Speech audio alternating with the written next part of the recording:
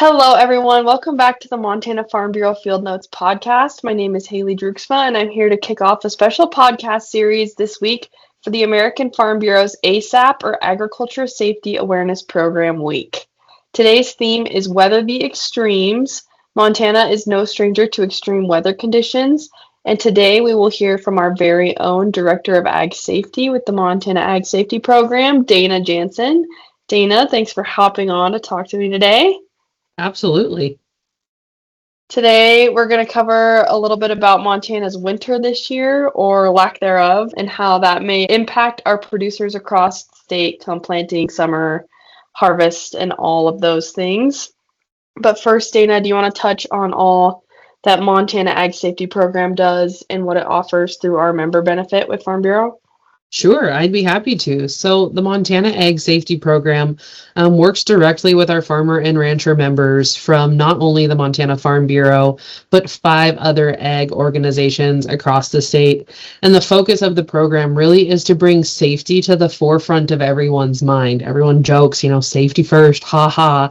I don't care if safety is 3rd, 4th, 10th on your list. As long as it's on your list, we're probably doing okay. So the Montana Ag Safety Program is really designed to help give you the tools to make safety a priority in your everyday operations. So we've got resources, trainings, tools, and the support that you need to make sure that not only you do your job safely, but that your employees and your family can do it safely as well. It is an awesome benefit that our farmers and ranchers get to receive. I think that is a wonderful program there, definitely worthwhile. And like you said, just having it on your list anywhere is kind of an important thing. Never a waste to be prepared and cautious about all the different potential safety issues that come with agriculture. With that out in the field, Dana, what are you seeing right now across Montana after this winter has been so much warmer and drier than usual? Yeah, it's no doubt that it has been a mild one, to say the least. We were just talking the other day, my husband and I, about how nice this winter has been, dare we say. But it is going to put us in a position where this summer, and as we get into spring, things could dry out really, really quickly. A lot of us are behind on moisture anyway, and this really open winter hasn't helped with that. So without some timely spring rains, it really could be dictating a lot of what we see as far as management for this, spring and into summer. We might see, needing to change the way we move through pastures, what crops we're going to seed. It might add a little bit of extra pressure too. And when that happens, usually safety comes into the conversation pretty quickly when we're trying to get too much done, and the added stress of the weather makes us cut some corners, makes us maybe push and do too many hours in the day, maybe makes us not think as clearly as we should. So the lack of snow has not hurt my feelings any, but I'm certainly hoping for a little bit of rain as we move through this spring and early summer. Yeah, you kind of mentioned what we think we can expect to see this summer. As far as fire prevention and wildfire risk goes, there's obviously always potential for that in Montana, but especially this summer, as you mentioned, if we don't get some more timely spring rains. What do you see kind of as the most overlooked or underestimated aspect of wildfire risk in rural communities? Yeah, I think one of the most, kind of the thing that we forget to think about is that it can happen to anyone and anywhere at any time. We just saw it here in Muscle County just these last few days. They've been battling a doozy of a wildfire. And if you look down into, Texas and Oklahoma, and some of those, they have been battling some absolutely horrendous wildfires, and in times of the year where we wouldn't necessarily think about. The beauty of going into summer is at least we're expecting them. We just don't always expect them to happen on our own property. And so I think that's the one thing that a lot of people just forget about, is that fire doesn't discriminate. It can happen anywhere at any time to anyone. So we need to make sure that at least it's somewhere, kind of in our mind, that we're ready for that and that we're preparing for that. For sure. And with that preparation, what would you say are the most common fire sources that you see in the day-to-day on agricultural operations in Montana? And then what preventative steps do you think producers can take to avoid those issues? Sure. Yeah, unfortunately there's a lot. We deal with a lot of fire starters in agriculture. It only takes one spark, right? That's what we've always been told.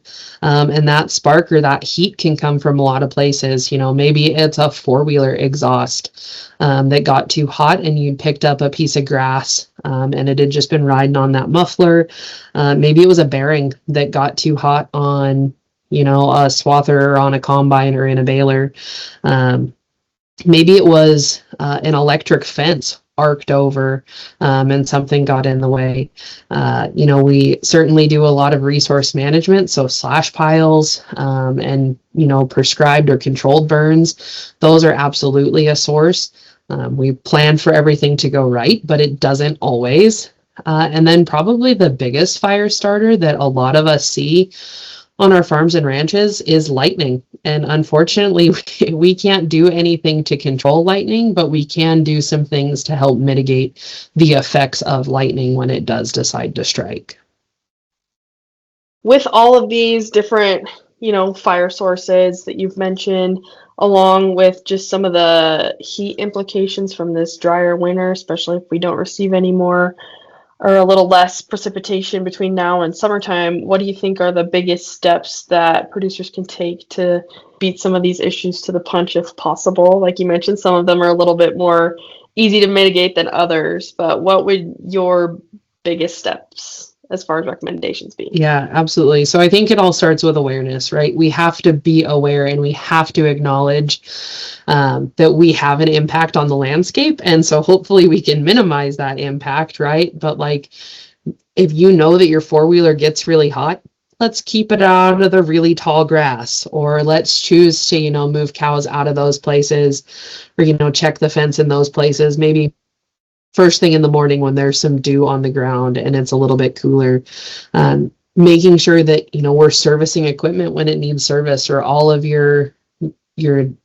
bearings getting greased. Do you notice any funny sounds when you're operating? Has something started to pull harder, or your header is cutting not like it should? Those are probably pretty good indicators that something is going wrong. And a lot of times that something comes with heat.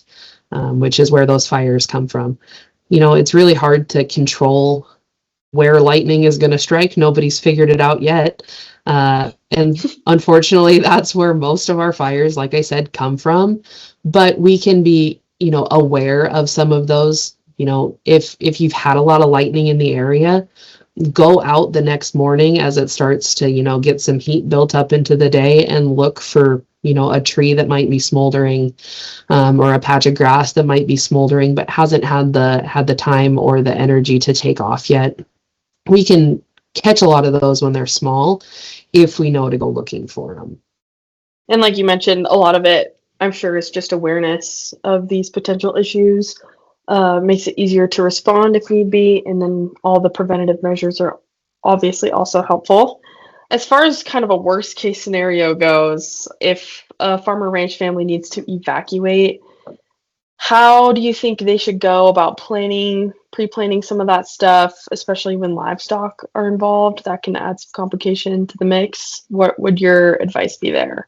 Yeah, things can change really rapidly in a fire too. Fires go from very small to very large very quickly, especially when they're driven by a little bit of wind and with the dry fuels that we're going to be seeing. And so really the best thing that anyone can do, farm, ranch, family, or anyone, is to have a plan, right? The plan might not be a good plan at first, but at least having a plan. So, if nothing else, like a list of your pasture names can be really helpful, maybe with a GPS point that can mark each of those. That way, if you do have a fire, you can communicate that information very, very clearly with your dispatcher or with the folks, maybe your neighbors that have a disc set up or have a water truck that they can bring. to communicate that information really quickly, right? Because it seems like we all have a windmill pasture, but all of our windmill pastures are in a different place. So that only means something to Mm-hmm. us. It doesn't necessarily mean anything to anyone else. So, getting kind of a list of that big information, and then, kind of walking through, okay, if we did have a fire here, what would we do with the livestock? What gates are we going to open? Who are we going to call? Is it a situation where we need to move the livestock? Because that's not always the case. We don't always need to get those, cattle or whatever out of there. They know what they're doing. They know where they're going, and they know how to manage themselves. Now, have we lost livestock in a lot of fires? Yeah, absolutely. But livestock, as terrible as it is, are replaceable. Humans aren't. And so a lot of times we get really wrapped up into, well, I got to save the cows, or I got to save this barn. And we put ourselves in situations that we have no business being in, and in fact can hamper firefighting activities.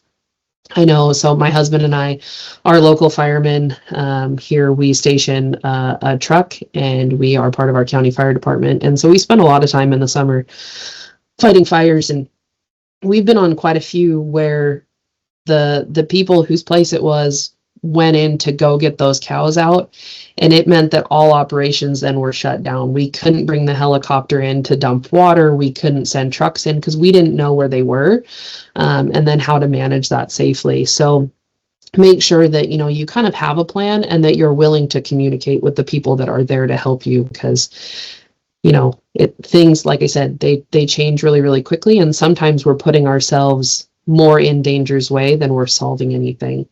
But it all comes down to, even if it's not a good plan at first, come up with a plan. At least have a plan in place. Yeah, for sure. I think that's a great first step. Definitely a necessary foundation when you're kind of contemplating those things in the future.